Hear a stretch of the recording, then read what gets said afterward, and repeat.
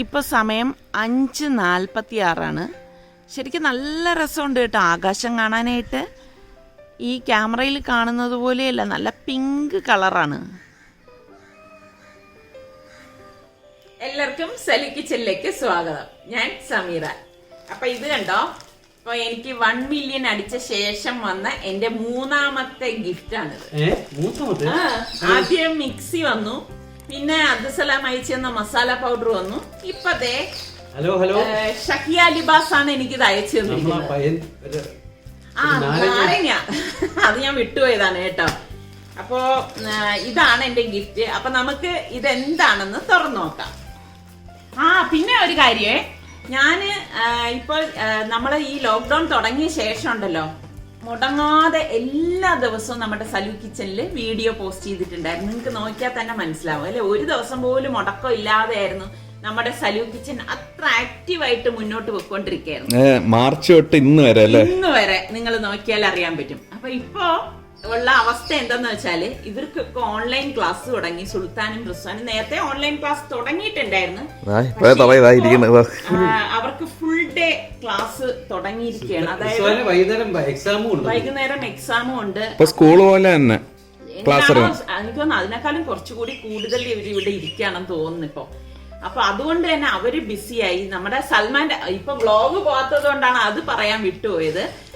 നമ്മളുടെ സൽമാൻ അന്ന് പറഞ്ഞ കോളേജിൽ തന്നെ ജോയിൻ ചെയ്തു പ്രൊഫസറായിട്ട്. അപ്പൊ ഇന്നലെ അവന്റെ ഫസ്റ്റ് ക്ലാസ് ആയിരുന്നു. അപ്പം അറിയാലോ, പ്രത്യേകിച്ച് ഒരു തുടക്കക്കാരനാവുമ്പോഴേക്ക് അവന് അവന്റേതായിട്ടുള്ള തിരക്കുണ്ട്. നിസാറിക്കാണെങ്കിൽ ഇപ്പൊ എന്നെ ഇടിവെട്ടി കണക്ക് നിസാറിക്കാക്കതേ ഓഫീസില്. അപ്പൊ ചുരുക്കം പറഞ്ഞു കഴിഞ്ഞാല് ഞാൻ ഏകയായി, ഞാനും നിങ്ങളും മാത്രമായി.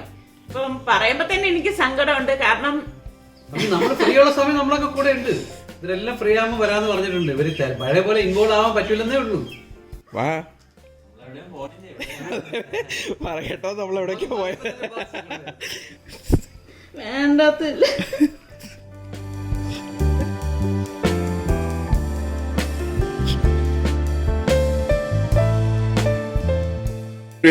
ജീവിതം സമയം എന്ത് സമയം ഇതൊക്കെ എപ്പോഴും ഇങ്ങനെ പറയുമ്പോ റീടേക്ക് എടുക്കണോ? ഇനി റീടേക്ക് എടുക്കണോ? കട്ട് ചെയ്ത് കളഞ്ഞാ മതി. അപ്പൊ ഇപ്പൊ ഇവര് ഈ പറഞ്ഞ മാതിരി അവരെല്ലാവരും തിരക്കായി.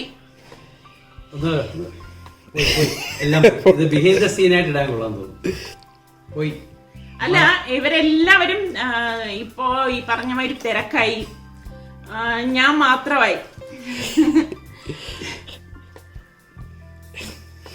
അപ്പൊ പണ്ട് നമ്മൾ എങ്ങനെയാണോ വീഡിയോസ് ഞാൻ പോസ്റ്റ് ചെയ്തിരുന്നത്,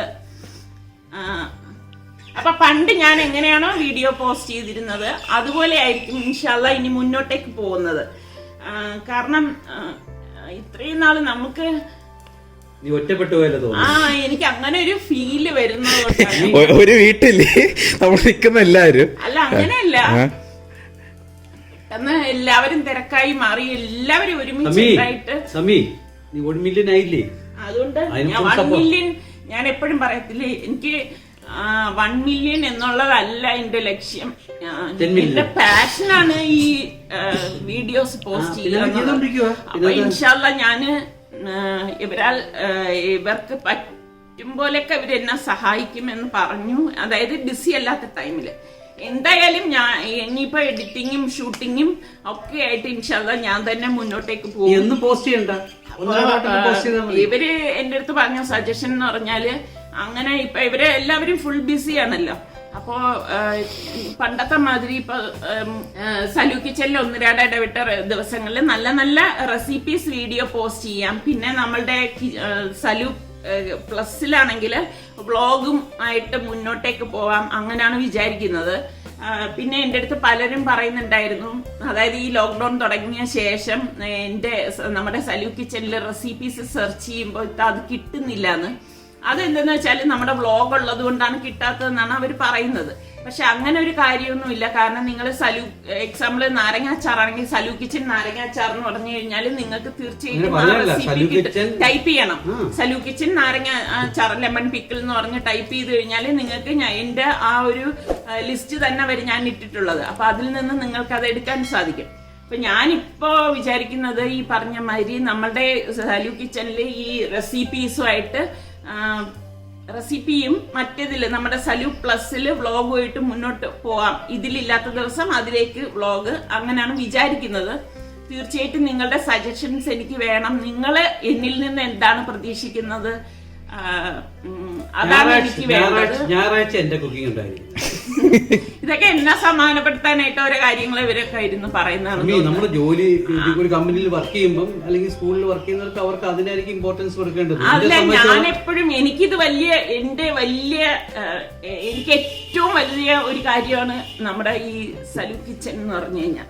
അത് വിട്ട് എനിക്കൊരു കളിയില്ല, പൊട്ടുന്ന പരിപാടി നടക്കുമല്ലോ. അപ്പൊ എനിക്ക് ഇപ്പൊ ഞാൻ ഈ പറഞ്ഞ മാതിരി എന്താ പറയാ, ഓണത്തിന്റെ റെസിപ്പീസ് കുറച്ച് പോസ്റ്റ് ചെയ്തിട്ടുണ്ടായിരുന്നു. അപ്പം അതിന് വലിയ റീച്ച് ഒന്നും കിട്ടിയിട്ടില്ല. അപ്പൊ എനിക്കറിയത്തില്ല നിങ്ങൾക്ക് അത് ഇഷ്ടപ്പെടാത്തത് കൊണ്ടാണ്.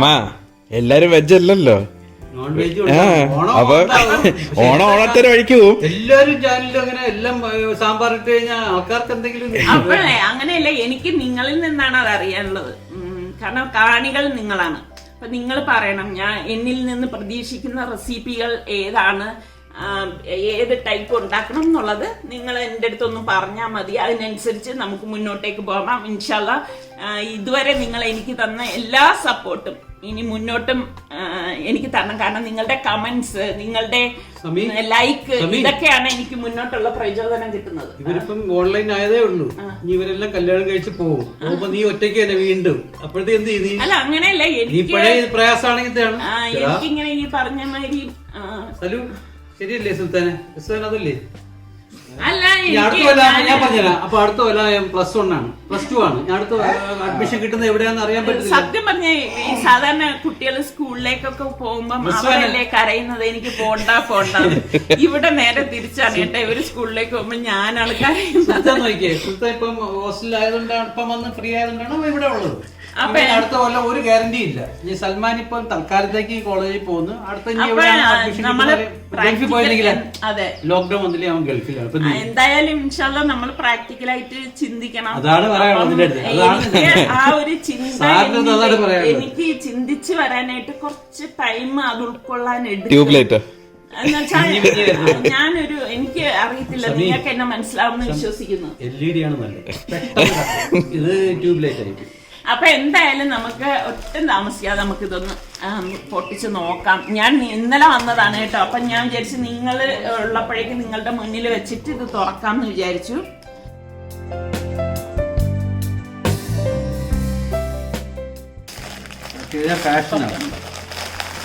അപ്പൊ ഇതെനിക്ക് സഹിയ ലിബാസ് എന്ന് പറയുന്ന ഓൺലൈൻ സ്റ്റോർ ഉണ്ട്, അവരാണ് ഇതെനിക്ക് അയച്ചു തന്നിരിക്കുന്നത്. അപ്പൊ ഇവരുടെ ഇൻസ്റ്റഗ്രാമിന്റെ ഡീറ്റെയിൽസ് ഞാൻ ഡിസ്ക്രിപ്ഷൻ ബോക്സിൽ കൊടുത്തിരിക്കാം. നിങ്ങൾ നോക്കിയാൽ മതി കേട്ടോ. എന്നിട്ട് നിങ്ങൾക്ക് ഇഷ്ടപ്പെട്ടാൽ അത് ഫോളോ ചെയ്യുക. മെറ്റീരിയലാണ് കേട്ടോ, കൊള്ളാം കേട്ടോ. ഈ മെറ്റീരിയൽ നെക്കിലാണ് ഈ ഒരു ഡിസൈൻ വന്നിരിക്കുന്നത്. ഈ ഓണത്തിനൊക്കെ ഇടാൻ പറ്റിയ ടൈപ്പാണെന്ന് തോന്നുന്നു. ലൈനിങ് വേണ്ടി വരും, പക്ഷേ സംഭവം കൊള്ളാം. നേരത്തെ ഇത് ചെയ്തെങ്കിൽ ഓണത്തിന് ഇടായിരുന്നു. ഓണപ്പുടവ നേരത്തെ 1 മില്യൺ ആയില്ലല്ലോ. 1 മില്യൺ ആയത് ഇപ്പോഴല്ലേ. ഇത് കല്യാണം ഇടാനുള്ളത്, ഇത് പെണ്ണും ചെറുക്കനെ വിളിച്ചോണ്ട് പോകുമ്പോ ഇടാനുള്ളത്. അല്ല, അത് വേറെന്തോ കളർ കൊള്ളാം. ഇത് കോട്ടൺ ആണ്, കോട്ടൺ മെറ്റീരിയൽ ആണ് കേട്ടോ. ഡെയിലി വേറെ. മറ്റേ ആദ്യം ഞാൻ കാണിച്ചത് ഒരു ഫംഗ്ഷൻ ഒക്കെ ഇടാൻ പറ്റിയ, അതായത് ഇതുപോലെ ഓണം അങ്ങനെയൊക്കെയുള്ള ഇതിനൊക്കെ ഇടാൻ പറ്റിയത്. ഇത് നമുക്ക് കോട്ടൺ ആയിട്ടുള്ളത്. ഇത് മെറ്റീരിയൽ ഡിസൈൻ ഈ ഒരു മോഡലാണ്. കളർ കൊള്ളാം, നല്ല രസമുണ്ട്. കോട്ടണും നല്ല കോട്ടൺ ആണ് കേട്ടോ. കോട്ടൺ തന്നെ ഒരുപാട് അല്ല പാന്റ് അല്ല, ഇതിന്റെ ഇടയിൽ വേറെ ഡിസൈൻ ഉണ്ട്. ഇല്ല അത് കയ്യിൽ അടിയിൽ വരുന്നത്. അപ്പൊ എന്തായാലും ക്ലാസ് പറഞ്ഞിട്ട് ആ ഫോൺ എടുത്തോണ്ട് പോയാ. ഇത് കൊള്ളാം, ഇതെനിക്ക് ഇഷ്ടപ്പെട്ടു. ഇതും പാർട്ടി എനിക്കും ബ്ലാക്ക് ഭയങ്കര ഇഷ്ടം. ഭയങ്കര ഒരു റോയൽ ലുക്ക് അല്ലേ ഇത്? അത് നല്ല പാർട്ടി വെയർ ആയിട്ടുള്ളതാണ് കേട്ടോ. ഇത് അടിപൊളി. എനിക്കിങ്ങനെ ഈ ബ്ലാക്കിൽ വരുന്നതൊക്കെ ഭയങ്കര ഇഷ്ടമുള്ള ഒരിതാണ്. അമ്മക്ക് ഇതേപോലത്തെ ഒരെണ്ണം ഇല്ലേ? ഡിസൈൻ ഇതല്ല, പക്ഷെ ഏകദേശം ഇതേപോലെ വരുന്നത്. എനിക്ക് ആ ഷോൾ കണ്ട പെട്ടെന്ന് തുണി കൊള്ളാം. ഇത് എല്ലാം നല്ല ലാസ്റ്റ് ചെയ്യുന്ന നല്ല തുണി കേട്ടോ. അപ്പൊ എന്തായാലും ഇൻഷാല്ലാ ഞാനിത് സ്റ്റിച്ച് ചെയ്തിട്ട് ഇടുമ്പോ നിങ്ങൾക്ക് കാണിച്ചു തരാം. ഞാൻ തന്നെ സ്റ്റിച്ച് ചെയ്യത്തുള്ളൂ, കാരണം എനിക്കിപ്പൊ സമയം കിട്ടാഞ്ഞിട്ടാണ്. അതിന്റെ ഇടയിലാണ് ഇപ്പൊ ഇങ്ങനെ ഒരു ഇഷ്യൂ വന്നിരിക്കുന്നത്. ഇൻഷാല്ലാ ഞാൻ ഇതിന്റെ ഇടയിൽ സമയം കണ്ടെത്തി സ്റ്റിച്ച് ചെയ്യുന്ന പകലല്ല, രാത്രിയാണ്. സ്റ്റിച്ച് ചെയ്തിട്ട് ഞാൻ ഇടുമ്പോ ഞാൻ കാണിച്ചു തരാം കേട്ടോ അത്. അപ്പൊ ഈ സഹ്യ ലിബാസ് ഓൺലൈൻ സ്റ്റോറിന്റെ ഡീറ്റെയിൽസും ഫോൺ നമ്പറും നമ്മളുടെ ഡിസ്ക്രിപ്ഷൻ ബോക്സിൽ കൊടുത്തിരിക്കാം. താല്പര്യമുള്ളവർക്ക് അത് നോക്കാവുന്നതാണ് കേട്ടോ. അപ്പൊ താങ്ക് യു സഹിയ. ഞാൻ ഇതിലൂടെ സഹിയയ്ക്ക് ഒരു താങ്ക്സ് പറയാണ്. 3 മെറ്റീരിയലും എനിക്ക് നല്ല ഇഷ്ടപ്പെട്ടു കേട്ടോ. ഓക്കെ, 3 ടൈപ്പാണ്. ഒരു ക്രീം. എനിക്ക് ഇതാണ് ഇഷ്ടപ്പെട്ടത്, ഈ കളർ. നമ്മള് ഇങ്ങനെ വീട്ടിലൊക്കെ ഇടുന്ന ആ ഒരു ടൈപ്പാണ്. ക്ലാസ് ഉണ്ട്. ബ്രേക്ക്ഫാസ്റ്റ്. അപ്പോ നമുക്ക് നമ്മളുടെ റെസിപ്പിയിലേക്ക് പോയാലോ? മിക്സിയുടെ ജാർ എടുത്തിട്ട് ഇതിലേക്ക് ഞാൻ 10-12 വെളുത്തുള്ളി അല്ലി എടുത്തിട്ടുണ്ട്. വലുതാണെങ്കിൽ ഒരു 4 മതിയാവും കേട്ടോ. അത് ഇതിലേക്ക് ഇട്ട് കൊടുക്കാം. പിന്നെ ഞാനിവിടെ 4 പച്ചമുളക് എടുത്തിട്ടുണ്ട്. ഈ പച്ചമുളക് ഇതിലേക്ക് ഇട്ട് കൊടുക്കാം. പിന്നെ ഞാനിവിടെ 2 സവോളയാണ് എടുത്തിരിക്കുന്നത്. ഈ സവോള ഇതിലേക്കൊന്ന് കട്ട് ചെയ്തിട്ട് കൊടുക്കാം.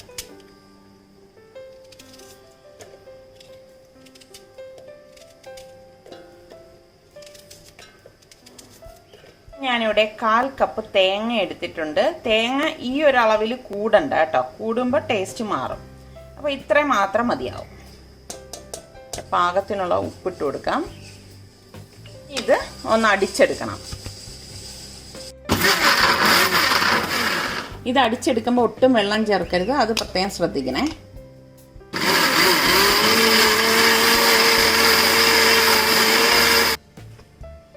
ഇത്രയും മതിയാകും.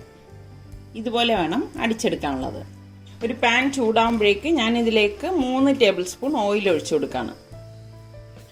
ഇതിലേക്ക് ഞാനിവിടെ ഒരു ചെറിയ പീസ് പട്ട എടുത്തിട്ടുണ്ട്. പിന്നെ 3-4 ഗ്രാമ്പൂ, 2-3 ചെറിയ ബേ ലീഫ്, ഇത്രയാണ് എടുത്തിരിക്കുന്നത്. ഇതൊന്ന് കൈകൊണ്ടൊന്ന് ക്രഷ് ചെയ്തിട്ട് ഇതിലേക്ക് ഇട്ട് കൊടുക്കാം. ഇതോടൊപ്പം തന്നെ 1 ടീസ്പൂൺ ചെറിയ ജീരകം, അതായത് ക്യുമിൻ സീഡും കൂടി ഇട്ട് കൊടുക്കണം. പിന്നെ ഞാൻ 2 ഏലക്കായ എടുത്തിട്ടുണ്ട്, അതും കൂടി ഇട്ട് കൊടുക്കാം. ഇനി ഫ്ലെയിം ഒന്ന് കുറച്ചിട്ട് നമ്മൾ ഈ അരച്ച് വെച്ചിരിക്കുന്ന അരപ്പുണ്ടല്ലോ, അത് ഇതിലേക്ക് ഇട്ടിട്ട് വഴറ്റി കൊടുക്കാം.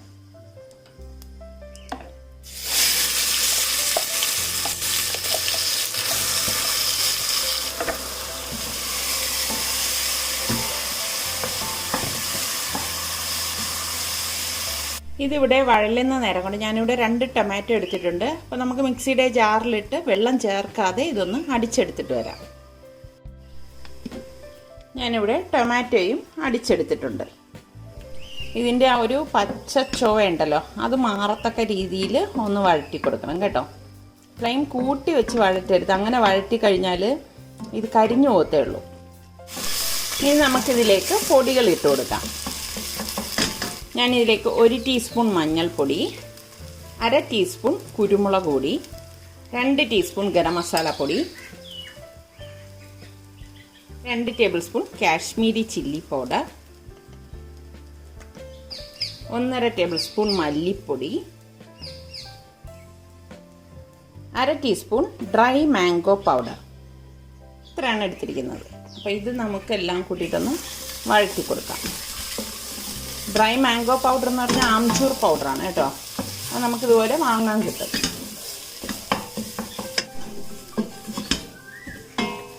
ഇനി നമുക്ക് ഈ അടിച്ച് വെച്ചിരിക്കുന്ന ടൊമാറ്റോ ഇതിലേക്ക് ഇട്ടിട്ട് ഇളക്കി കൊടുക്കാം.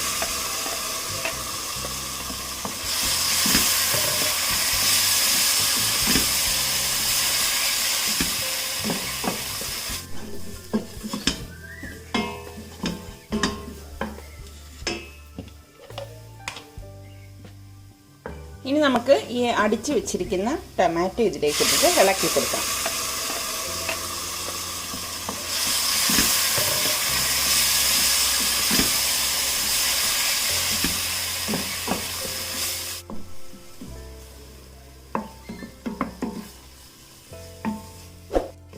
ശരിക്കിത് ഫ്ലെയിം കുറച്ച് നേരം നമ്മളിത് വഴറ്റിയെടുക്കണം കേട്ടോ.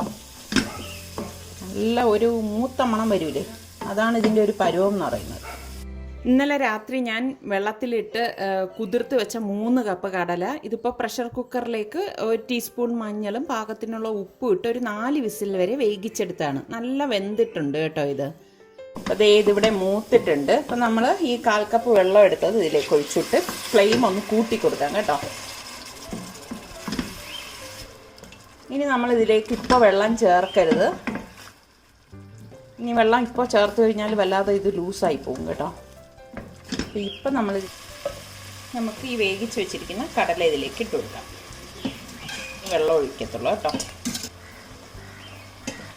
നമുക്കിത് എല്ലാം കൂട്ടിയിട്ട് ഇളക്കി കൊടുക്കാം.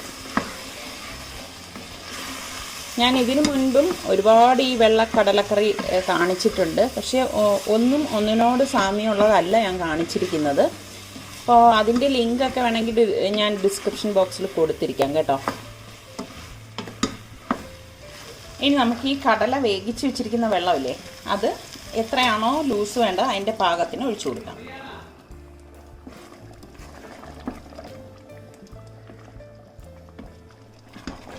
അപ്പം ഞാൻ ഒരുപാട് ലൂസാക്കുന്നൊന്നുമില്ല, കുറച്ച് തിക്കായിട്ടാണ് നമ്മളിത് ഇളക്കിയെടുക്കുന്നത് കേട്ടോ.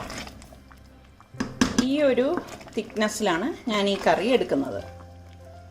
താളിച്ചൊഴിക്കാൻ വേണ്ടി ഒരു പാൻ അടുപ്പത്തേക്ക് വെച്ചിട്ട് ഞാൻ ഇതിലേക്ക് 2 ടേബിൾ സ്പൂൺ എണ്ണ ഒഴിച്ചു കൊടുക്കുകയാണ്. 1.5 ടീസ്പൂൺ കടുകിട്ട് പൊട്ടിച്ചു കൊടുക്കാം. ഇതിലേക്ക് ഞാൻ ഒരു ചെറിയ പീസ് ഇഞ്ചി ഇതുപോലെ നീളത്തിൽ കട്ട് ചെയ്തെടുത്തിട്ടുണ്ട്, അതിട്ട് മൂപ്പിച്ചു കൊടുക്കാം.